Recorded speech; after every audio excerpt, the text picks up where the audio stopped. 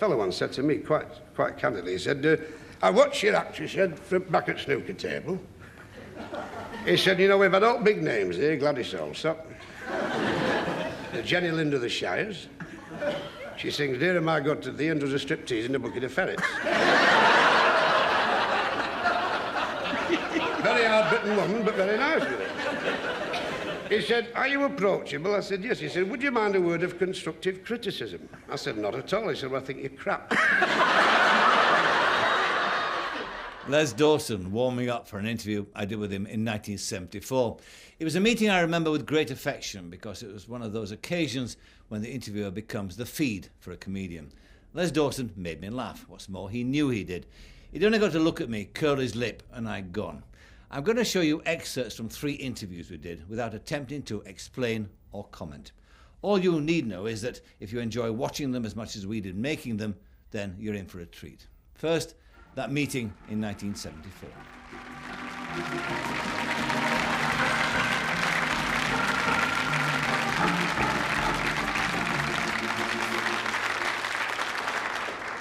You've got a nice band there. They're all individual musicians, you know. It's just when they play together, it's such a bloody row. Let's talk about, instead of one-liners, let's talk about you fairly seriously, Mr. Dawson, as a comedian. Because it always strikes me when I watch you on television, or in fact do a club, that one of the things about your style is this kind of aggression with the audience. I mean, you're capable of giving it at them, bonk. And I wonder where that came from. Well, it started really, I suppose, in Hull. I was having a terrible time.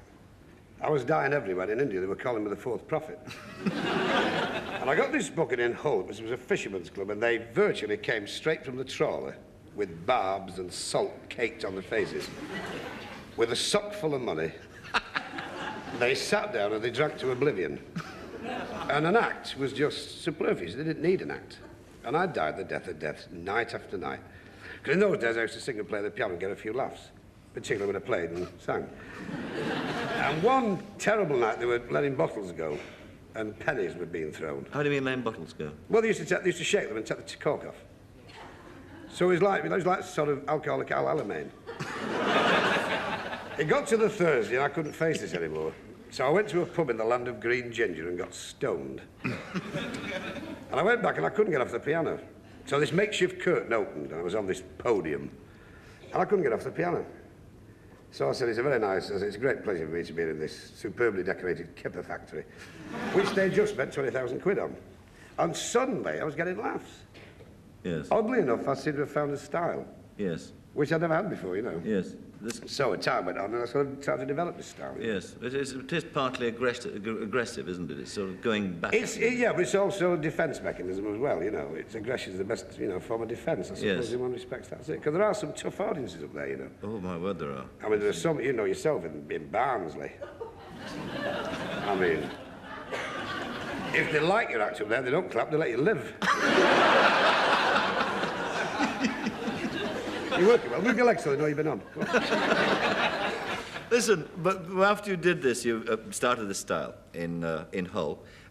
You, in fact, did a lot of other jobs, didn't you, before you made it big? What do you remember most vividly? I was a vacuum cleaner salesman. And a woman called me in, and because I looked so pathetic at the door, and I had a suit that was so shiny, I used to clean it in mirror gloss. I took the vacuum cleaner, and she was in a hurry. And I was trying to show the method where this cleaner worked with the agitator underneath. And my tie got caught in it. So while I'm choking to death near the spin dryer, she's wanting to get to the shops. And it was only inadvertently by threshing my legs about to try and get air, so I managed to cut the switch off. And when I was still there, she said, "You're not much bloody good, are you?" Just crawling in the garden gate. Terrible, terrible job. And then I got a job with a company that made plastics. And this was terrible. I could never understand the enthusiasm for plastics. And I couldn't sell it. Until one day I got a letter from a bloke in Kendal. And in the letter he said he'd like to see me, to make an appointment. And he was very interested in the product we made, and I was really thrilled to bits, you know. I said to the wife, I said, at last I made your breakthrough. We're going to be a two-loaf family, you know. Marvellous. At least I've got an order. So I phoned him up, he said, come up. He said, bring your stuff up. Bring it up. So I stood there and I got to the place. It took me about 3 hours to do a blizzard. You know, it was so wet they were having lifeboat drill on the buses. Eventually gets there, and I opened my bag of tricks in the shop, and he said, I know what I want. Them tea strainers. Now, they were 1 and 3 a dozen. I didn't quail. I thought, well, if he buys 3 or 4 gross, it's not too bad. So I said, certainly. So I opened them. I said, how many do you want? He said, 3. I argued all night to sell him a dozen. He wanted 3. So I put the order into the company, and they sent me this beautiful letter back. And it said, Dear Mr. Dawson, re your esteemed order. May I say that the company is now working overtime to fulfill this most valued order. And at the same time, the cards came. That's very sad, isn't it? Oh, well, it's the story of my life. It is sad, yes. You also, it can't have been too sad, because I read somewhere that you once played in a French brothel. You played piano in a French brothel, is that right? Yeah, yeah. It wasn't a lot of money, but there was plenty of perks. No. What happened was I was over there trying to be a writer, would you believe? Because I was full of these daft ideas, and I firmly believe that you must gravitate towards Paris if you want to be a writer, which is the worst place in the world, you know. And I was living pretty rough, you know. It wasn't the place I had was dreadful. I had a little room. It was so small when I turned the lights on, I was in bed before it was dark. You know, I used to get bed breakfast and cramp pills. But the landlady kept a good table. There was nothing on it, but it was a bloody good table.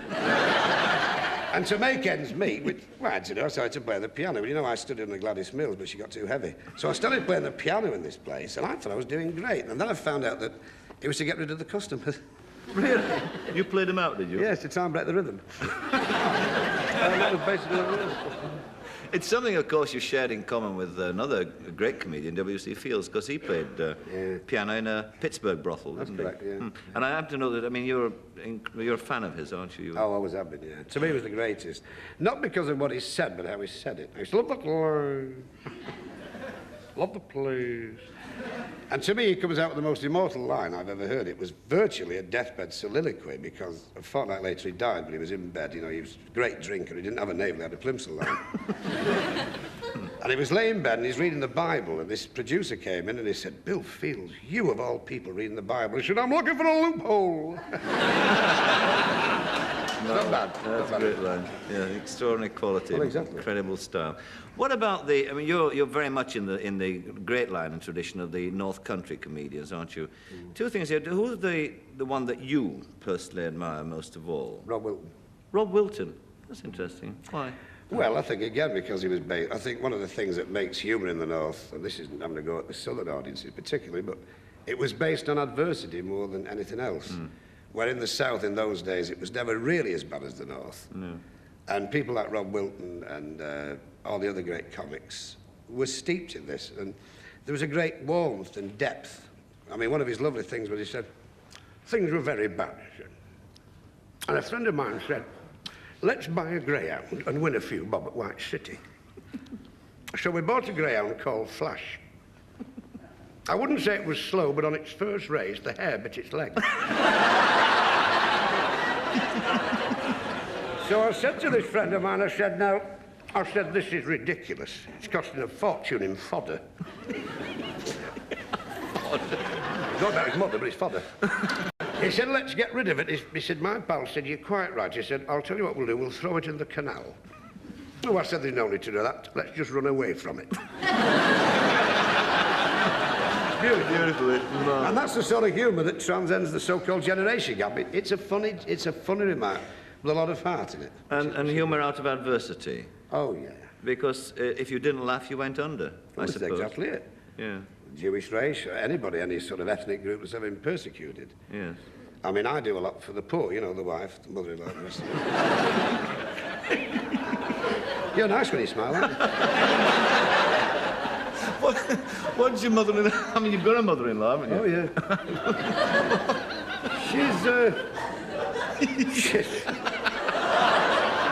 She's very nice, actually.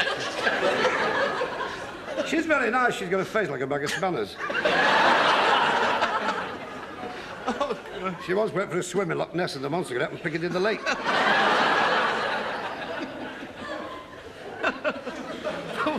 But what What does she think, though, about you? I mean, does she... does she think you're a loving son-in-law? Oh, we got a... Oh, really?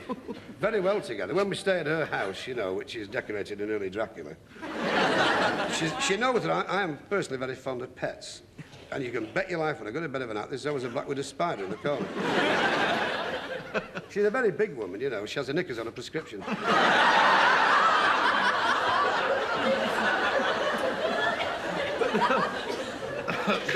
Be serious. Be serious. It's daft. It is daft. It's lovely. That was old... who was that? That was old Norman... Norman Evans. Norman Evans. You see, one of the beautiful things about... on the last series, we introduced these two old women in a laundrette. But it is something peculiar to Lancashire, the fact that when two women talk, particularly that age group, if there's anything at all which they consider risque or something comparable to the female body, they never finish the sentence. It's superbly true. So you'll get an so how's things? I believe she's near a time. Oh, yeah. I believe she's had a... And they never finished the sentence. It was really most peculiar, you know, and they used to get things mixed up. I may quote one thing that Peter Maloney from Liverpool... Oh, he's a funny man. Very true. About the woman in hospital, and the chap said, how are you? She said, I've been very ill, you know. She said, oh, it's my time of life, I don't...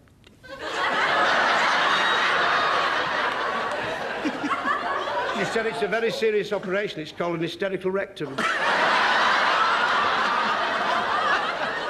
Beautiful.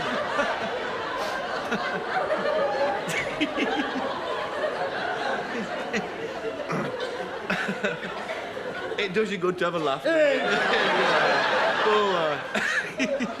Anyone for going? I like a bit of the old... Hey, very good, man. The reason why you make me laugh so much, you see, is because when I... paid? No, but because it goes right back to my youth when, you know, Mum and Dad used to take me to pantomime. We talking to Twiggy about it. And Norman Evans and Nat Jackley. Do you remember it? I mean, it used to slay me. And that great line of North Country humour, which, I mean, you're either plugged into or you're not, actually. Well, you see, yeah, exactly, this is the point. But I think one of the nice things is because of television that this ridiculous differential between the North and the South is now gone. Yes. With the people down here at the North, it's just the same thing. There's nothing different.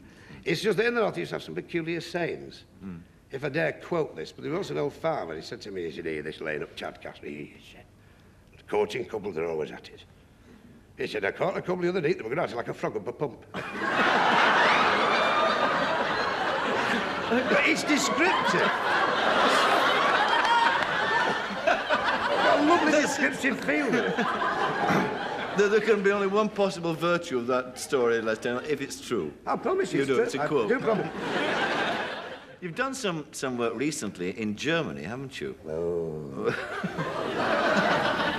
Did you have to learn German for it, or? Yeah, I tried. You tried? Yeah. But how do you get the gags over? Well, this was the difficult part of it, because when we got there, the fortnight before the show was actually due to go, two of us went to try and suss the scene out to see what they wanted.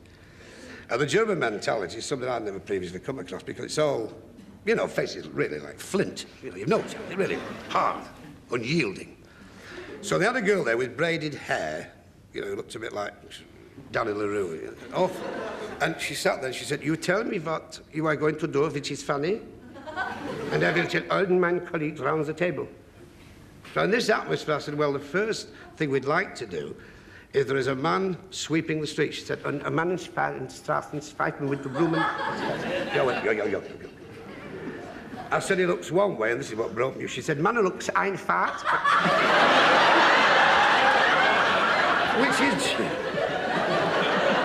Which is German for one way. Right. And I said, he then looks the other way. She said, einfach, um die Straße. I said, he then lifts up the pavement and brushes the dirt underneath it. And there was a silence like a forgotten tune. And she said, I think I should tell you that in Germany, the pavements don't lift up.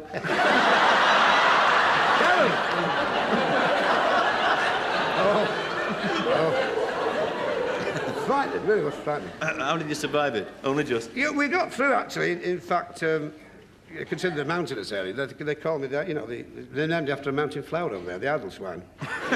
No, it went quite well, but they put a top course on the Berlin Wall after that. It really was frightening, it really was. Yeah. Because I mean, to tell a joke about the mother-in-law's brassiere, but I do a joke, you know, I say, I'm not saying she's a big woman, but she hangs a brassiere up to dry, a camel makes love to it.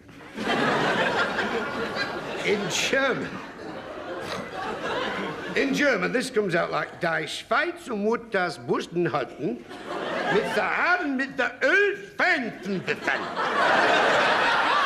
And by the time you've said it, you've forgotten the bloody thing. No chance. I mean, people must always ask you this question, but it's one that interests me particularly about you. I mean, how do you see the function of humour, Les? I mean, what is it? What's the comedian? I don't know, there's been many. I mean, one of the terrifying things about this subject is, quite honestly, that how can you analyse what is funny? I mean, you've got a big audience here of 200, 300 people. What is funny to one isn't funny to another because it's the reverse side of tragedy. If something happens to you personally, it is tragic to you. Other people will sympathise, but it's your problem. The same with humour. What is funny to you is a personal thing. Yeah. And this is one of the things that most comics do get sad about, is when you get critics who will virtually axe a programme only because of what they believe. Yes. I think it's pretty terrible when the public themselves can't make their minds up. You know, you get a critic in the paper the day after the show's gone out. Yes. Surely the public can make their own mind up. No comic can please everybody. Yeah. You know, and I get upset when I get some of the knocking letters, you know, terrible letters you get. Yes. And I think, well, why? Because the greatest crime you're convicted of is trying to make people laugh. And in this day and age, we're very short of it. That's absolutely true. Oh, yeah. Yes. And does it get more and more difficult the more desperate the situation becomes to make people laugh? Well, this is where I think the odd thing is, because I think the great days of the musical, and certainly the great days of Rob Wilton, the comics, flourished when there was a recession. Because I think, in a way, although it sounds, I'm probably get 1,000 letters over this, if we have to tighten our belts in this country economically, it might be the best thing in the world to bring us together again. Because there was a day when people were a community. All of a sudden, if you put economics there, you shut that front door with your colour set, your big car and drive, and you're not a community anymore. You're vying with next door. And I think it would be nice if we start saying, right, we've got a problem, let's work on it. And I think that this is where comedy is so essential to have. Yeah. You know, I mean, you look at some of these trade union leaders, I mean, look at have you seen the conversation? We want more. Not an ounce of humour with them. You know, I think we're desperately short of this, I really do. Well, so long as you're around, mate, I, for one, will be never short of a laugh, that is for sure. Where's the cheque? Where's the cheque? It's in the post. Les Dawson, thank you very much indeed. Thank you, mate. Les Dawson had a full repertoire of comic tricks, including the ability to play piano badly, as he demonstrated in an interview we did in 1976.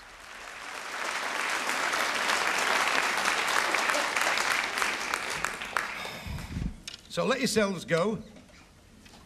Forget where you are, forget all this trappings. And let's hear you sing, and I just love you British so very much.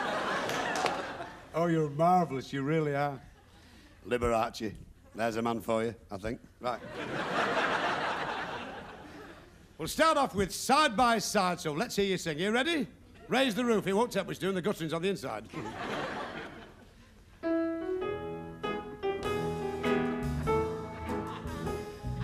Now, wait a minute. This sounds like an asthma clinic. Try it again, you haven't paid. Go on. That's it.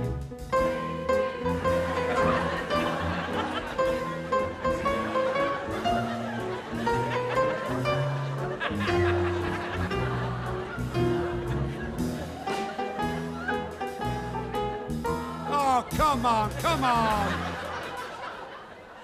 You're overawed. Just look upon this stage as our front room, right? We're having a bit of a do. I've opened a tin of salmon and we've got some lettuce. And try this one. The bells are ringing for me and my gal.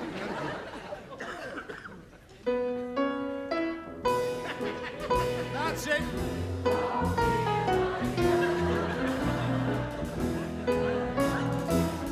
That's the idea. Give it up.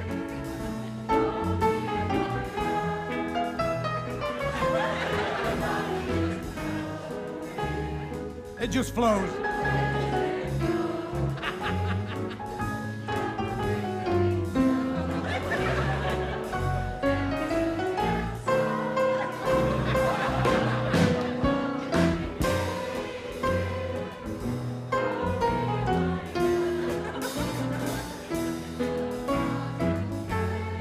father always said if you could play the piano, son, you'll never be short of a bob or two. Wrong.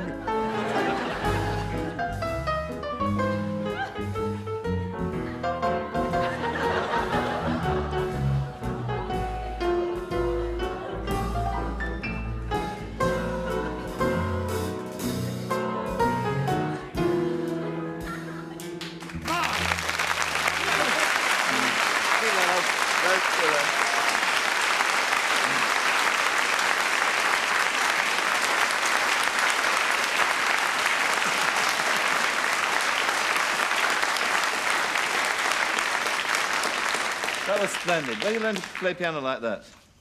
In various places, the Conservatoire of Vienna. A very small clinic in Rue. Well, Les Dawson, thanks a lot for coming along. As ever, I've enjoyed it. Very much indeed. Do you feel sort of insignificant standing next to me?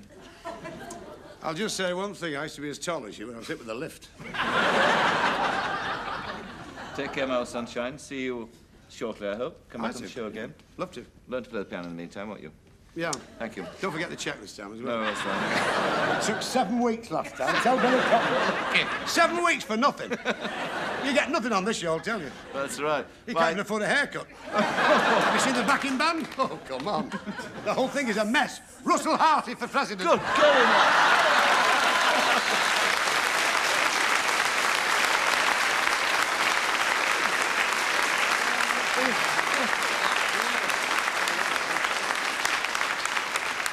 He joins Jimmy Tarbuck on the blacklist. Right, my thanks to Lord Carnarvon, to Les Dawson. Until next week, about the same time, good night.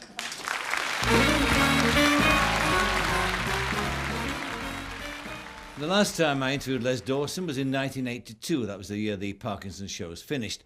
On this occasion, his co-stars were Cleo Lane and Barbara Castle.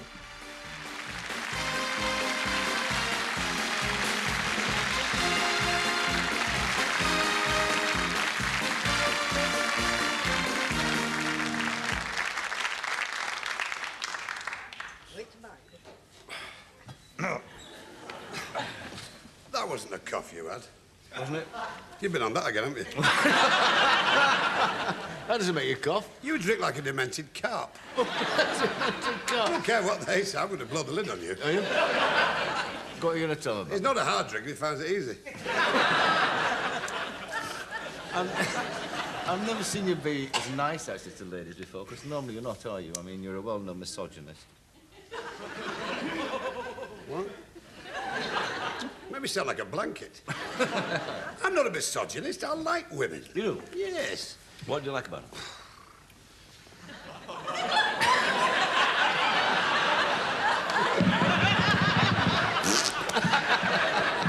Ooh!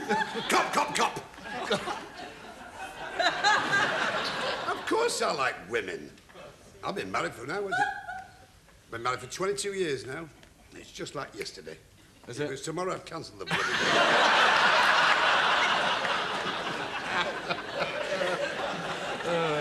I think everybody, I think everybody has a tragedy in life. Mm-hmm. Because many years ago, that's why coming to London is almost like a pilgrimage for me.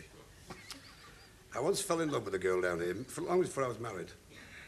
She was called Agatha Boulder Bottom. Boulder Bottom? She had 2 sisters, but they died of embarrassment. And I met her at Battersea Fun Fair, remember it, in the Tunnel of Love. She was digging it.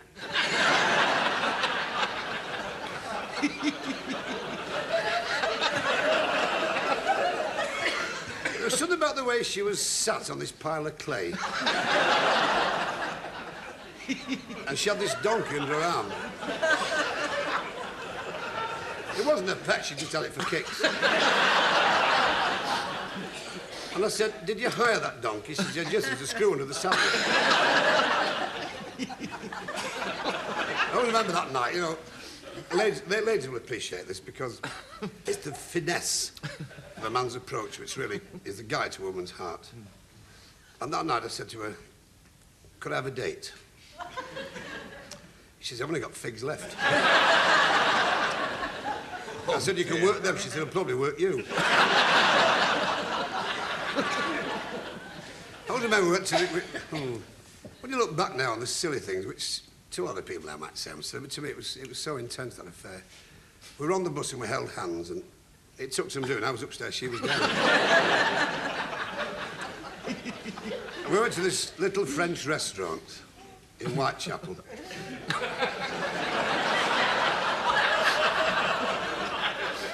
And all the menu was in French. So I ordered chasse ce soir, les chanter vive, santé les provinciales. The waiter said, you can't have that, it's the band. So we had cotton chips. And you know, suddenly the heart began to pump like a sluice pump. Really. And I bent across to kiss her lips. And there's a candle on the table, and she moved her head away angrily. And I fell on the candle. And it took the head waiter 15 minutes to get the wick from up my nose. And then, you know, these things happened. We went back to her flat that night. One of those terrible tragedies, Michael, and I can talk to you. I can call you Michael, can't you? It's only your fault. But I remember you when you were a professional. Well, let me tell you, I have to get this off my chest because it's something that's been biting at me, almost like a sort of acidity in the soul which had to come out. Well, that sounds awful. With that at the boulder bottom, we went to her flat that night, and she had that dewy way that women have when they're emotionally moved. And she said, I'm going to slip into something cool, and I fell asleep in the fridge.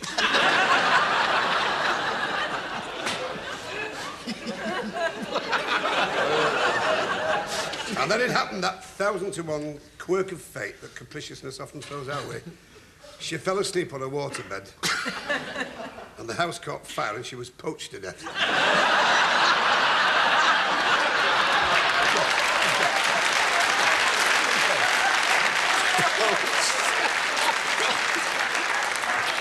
My God, it's nice to be here, Michael. You've got a grand band. Oh, God. I don't know. When did you start making people laugh? When was the start of it? The way it's going tonight, it didn't start, did it? Doing very well, mate. That's what I noticed, it's rent a shroud. I'll tell you what, the better the audience we had last week for our show. Really? God, they were undertakers. Really? That was bad enough, they had the clients with them. I'm not joking, I've seen more life in a tramp's vest.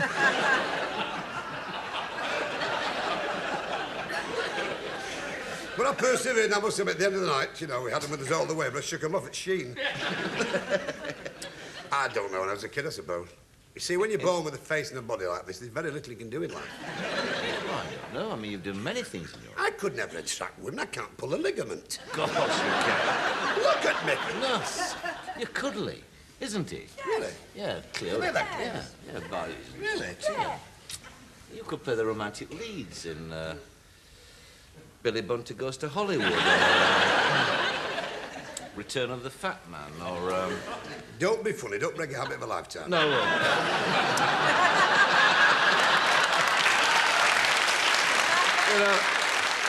I want my head tested. You know, never mess with the pros. You see, I should learn that. You're a nice guy. I think you've got a great show. I think you're Robin Humby's great show. Sort of Russell Harty with O-levels.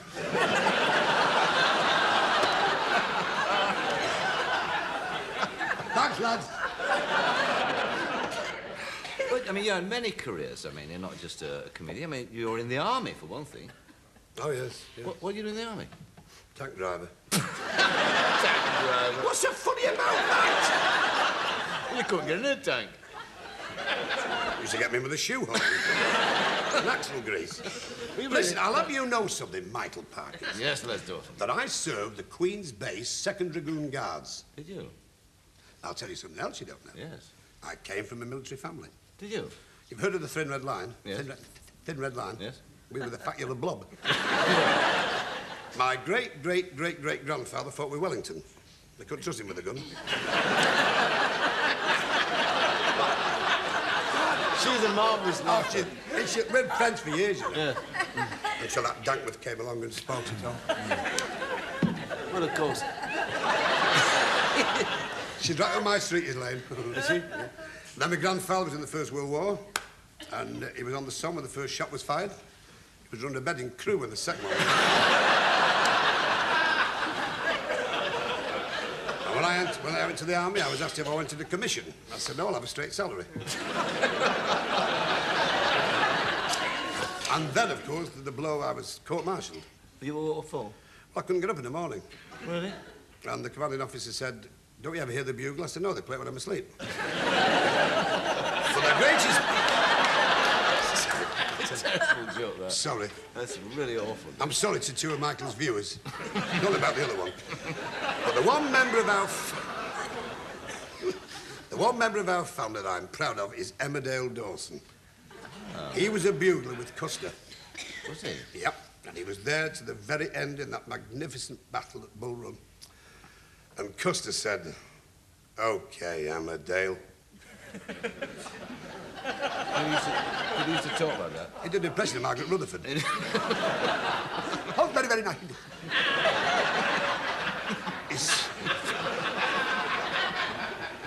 He said, Emmerdale, the Indians are gonna get us. Now, they weren't Blackfeet, but the necks were a funny colour. He said, pass me my scarlet trousers so they won't see the blood. He said, what will you wear? He said, khaki. It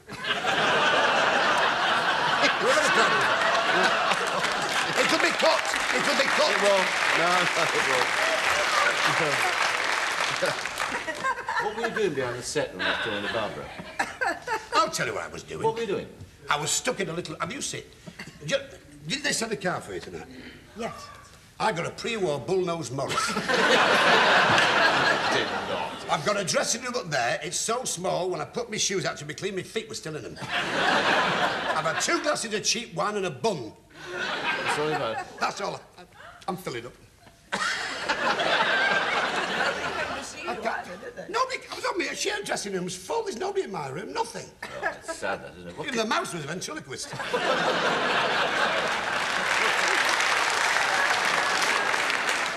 But have you been keeping in good health, though, have you? I've not been too bad.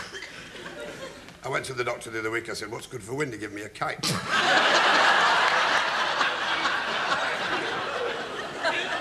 Did I say smiles? Oh, all those broken teeth. But, I mean, it's all right, is it? Everything's cleared up now, the doctor said. Say what, sir? I just get a twinge now. But I've got this germaline. Because you must remember, my husband's a lot older than me. He's 95. 95? And yet, despite the great age gap, he's very agile. I just rub him down with Fiery Jack.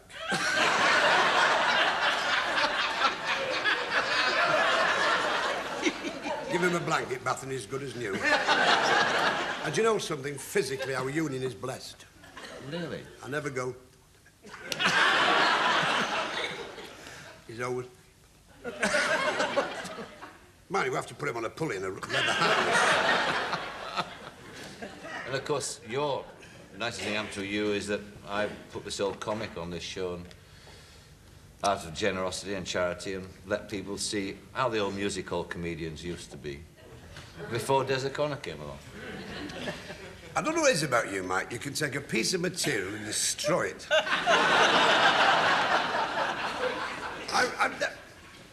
There's one thing I'd like to say. When I was a boy, the greatest pleasure I ever had in life was to visit my grandparents on the coast of Northumbria.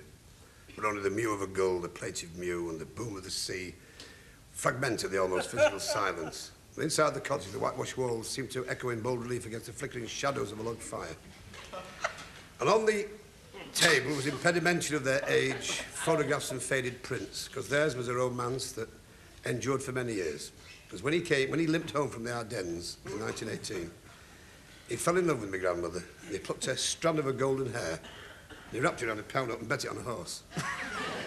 And she used to hold him and sing into his ear. She had a very strident voice. What, the horse? No. And they did that every year of their lives, and they're here tonight. Are they? Yeah, she's bald and he's deaf.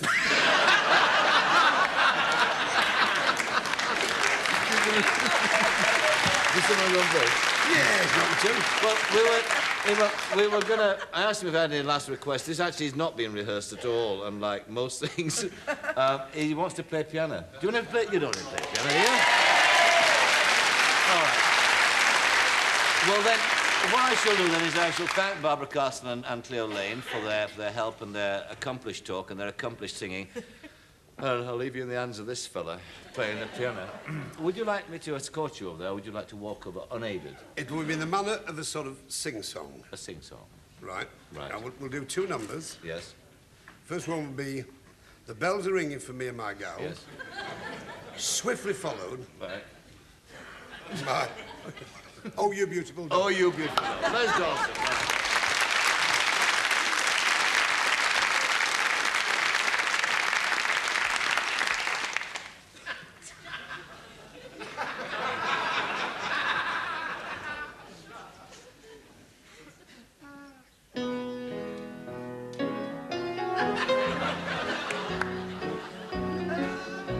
Come on, let's hear you.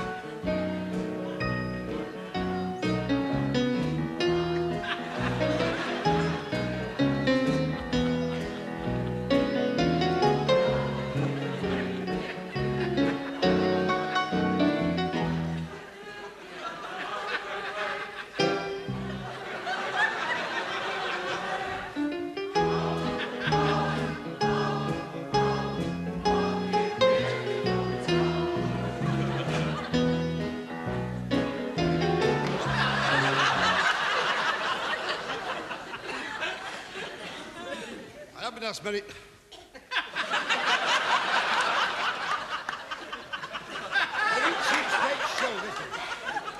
They never tire of the old gags, do they, comedians? Les died in 1993, aged 59. They held a memorial service in Westminster Abbey. Not bad for someone brought up in a Manchester slum, who was described in one obituary as a former vacuum cleaner and washing machine salesman made good. Someone once said that when a comedian dies, all you're left with are distant echoes of forgotten laughter. Well, what's also true is that when you're reminded of their talent to amuse, like tonight, you come to realise what a gap they leave. Good night.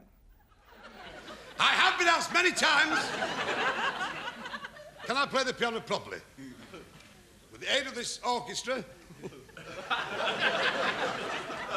to dispel any doubts on that subject, my interpretation of Scott Joplin's immortal The Entertainer.